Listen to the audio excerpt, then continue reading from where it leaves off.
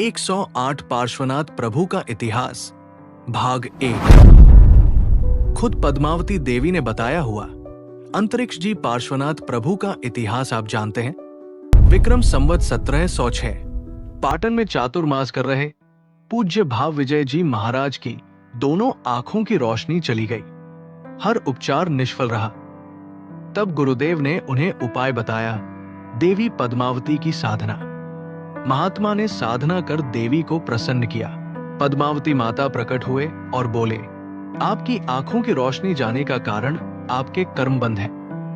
हम आपकी आंखें लौटा नहीं सकते, लेकिन हाँ, आज के महाराष्ट्र के विदर्भ क्षेत्र में श्री अंतरिक्ष जी पार्श्वनाथ प्रभु की प्रतिमा विद्यमान है। आप उनके शरण में जाएं, अवश्य लाभ होगा। महात्मा बोले, आप देवी हैं, फिर भी असमर्थ, और एक प्रतिमा जी में इतना सामर्थ्य। माता बोले, पहले आप श्री अंतरिक्ष जी पार्श्वनाथ प्रभु का चमत्कारिक इतिहास जाने, आपको खुद ब खुद पता चल जाएगा।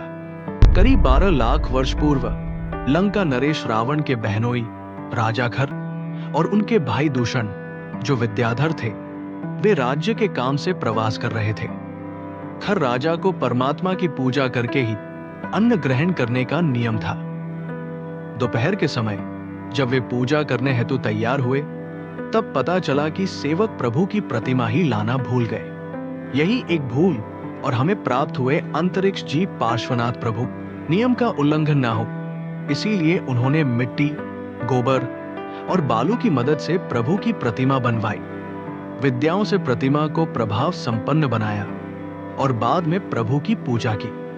पूजा के बाद प्रतिमा जी को नजदीक में उपस्थित बावड़ी में विसर्जित किया और राजा ने अन्न ग्रहण कर आगे प्रस्थान किया।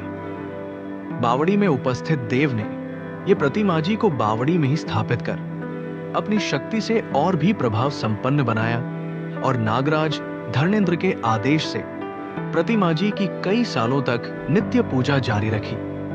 बावड़ी में रहते हुए भी प्रभु की प्रतिमा ने कई अद्भुत चमत्कार किए। करीब 950 साल पहले अचलपुर के राजा श्रीपाल तीव्र कुष्ठ रोग से पीड़ित थे। शरीर में घाव पड़ते, रस्सी निकलती, जलन भी होती, रात को ठीक से नींद भी नहीं आती। सभी उपचार निष्फल हो रहे थे। इसीलिए राज्य मंत्रियों को सौंप राजा सहपरिवार देश भ्रमण पर निकल पड़े। नियति तो देखिए, भ्रमण करते हुए श्रीपाल राजा उसी बावड़ी के पास आ पहुंचे जहां पार्श्वनाथ प्रभु की प्रतिमा विराजमान थी। जोरों की प्यास लगने की वजह से उसी बावड़ी का प्रभावित जल राजा श्रीपाल ने पिया और हाथ पांव मुंह भी धोए।